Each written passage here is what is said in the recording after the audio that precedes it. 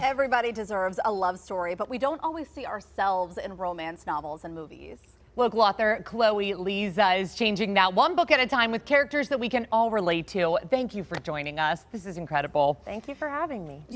I'm sorry. Go ahead. I want to start off with why romance fiction? Because I know that this genre in and of itself is really getting its moment. Yeah, romance is having a moment, and I think it's always been a solid seller, despite that there's a lot of stigma around the genre. A lot of people buy it. It's a really strong seller in fiction, but I think it really had an uptick during pandemic. Yeah. And that dovetails into why I started reading it, though that was before pandemic, and that's because romance is the one genre that you pick up and you get a guarantee that no matter how rough the going gets, you get a happily ever after. And I think when there was so much uncertainty in the world, people really wanted that safe place and that reassurance. So, yeah. Just talking to you briefly about the kinds of love stories that you're writing, though. You said that you think about your kids when you're writing these because you want them to see what a healthy, normal relationship can look like. Right, and I mean, the term normal it can be a constraining term and a freeing term, and I want to expand what our idea of normal is, especially in terms of what we're seeing in romantic fiction. So I think about my kids from a couple different perspectives. One being that they, like me, are people who are real and nuanced and have imperfections. We all do, right? And often, historically, that's kind of been glossed over in a lot of how romantic fiction gets written. These people have, they don't have stretch marks. They don't have tight bank accounts. They don't have, painful past family experiences. But in real life, we all have these insecurities. We have these fears. You were just, talking about neurodivergence, right? And that's something that is close to my own experience and my identity in my life. And I just want to write these stories that when my kids pick them up, when anyone picks them up, they're seeing real people being vulnerable about their realities, being seen by their friends, family, and yes, romantic partners for all of who they are, not just the kind of pretty easy parts, but their full humanity.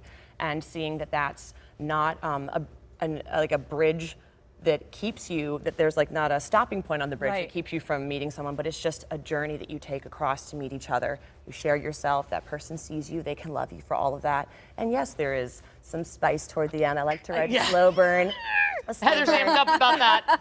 I get very excited about the spice. Right? And I love building up to it too, and showing all the emotional groundwork that gets laid to that point of when you are fully intimate that way. And I want to write robust consent, communication, talking about the realities of what it's like to be intimate and affirming that is normal and healthy, because that's certainly not a lot of what, at least in my generation, I grew up seeing. It was like, well, it just magically all comes together. And you're happy and you don't have to talk and be like, well, not actually that, and what I need is this.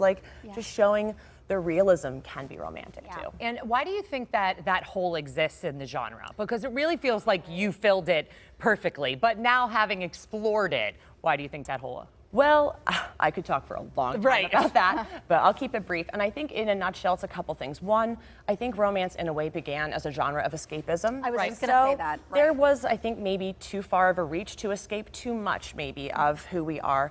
And as a culture, women were told all the time that when we need things or we make demands, we're being difficult or unrealistic. And often that's because to really say what we need is to value ourselves. And so I see the growth in the romance genre because it really is evolving in representing these realities of communication and needs and consent. It's all about really claiming that power for women and that joy and the opportunity for our partners to rise to the occasion and meet our demands. So yes, you can be a great lover and partner to me in this way because I can tell you what I need and I believe in you to be someone who can meet that need. Let's talk about some of the books that you brought here. This is beautiful, stunning, by the way, to see this whole picture laid out. So this is part of a series. This is the Bergman series, yes. Go ahead. Well, tell us about the series itself. Right, so the Bergman brothers, for anybody who's a fan of Bridgerton. Yes. Oh my God. Okay, I mean, I'm not saying I'm Julia Quinn. I love you, Julia Quinn, wherever you are. But I really love how she wrote that big sibling series, right? Yeah. So in every book, one of the siblings in the family gets their story. And you get to see little cameos as the series goes on. Oh, there's that couple from the first book. Yeah. And here's them still having their happily ever after. And you get little nods to fun things that happened in their story. So that's the Bergman brothers. So it's 5 brothers, 2 sisters. I did brothers because I like alliteration. But a fun little detail, for instance, is in... Oh, they're out of order. Like, this is the first sister book I wrote. you scratch out brother, and I put in sister. So just kind of like this little moment of claiming, this is actually a sister book. But so they each get their happily ever after, and I also am just very passionate about the illustration. Yeah, I it's love beautiful. the illustrations too. So great. Yeah, there. And to jump real quick, so she's got a Dexcom. To me, it's very important, and that's for someone with type 1 diabetes, right? It's very important to me to write visible representation.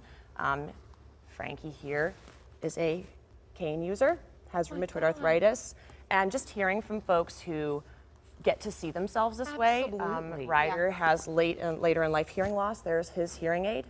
It's just really important to me to, both in these stories, portray the realities of these experiences that are just part of being human. Absolutely. When they're in my experience, in my lived experience, I write from them, but I also bring in a community of like authenticity readers.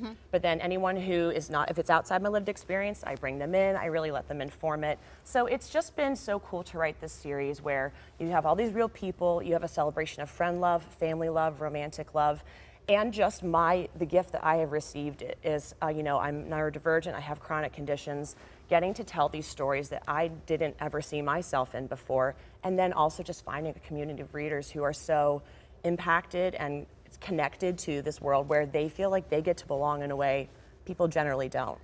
This is incredible. I found my new favorite author. I can't I wait love to it. dig into all of these books. I know what I'm reading this summer. Absolutely. Can't wait. Thank So you so empowered. much. Thank you and for thank you for having what me. you're doing. Yes, Creating incredible. real life romance. We love this. I love it. Well, if you're interested in purchasing any of Chloe's books or finding her at the Greater Pittsburgh Festival of Books, which we didn't get to talk about, but this is a big event that's happening in May. So We're going to have excited. all that information on our website, kdka.com/talkpittsburgh. Now it's almost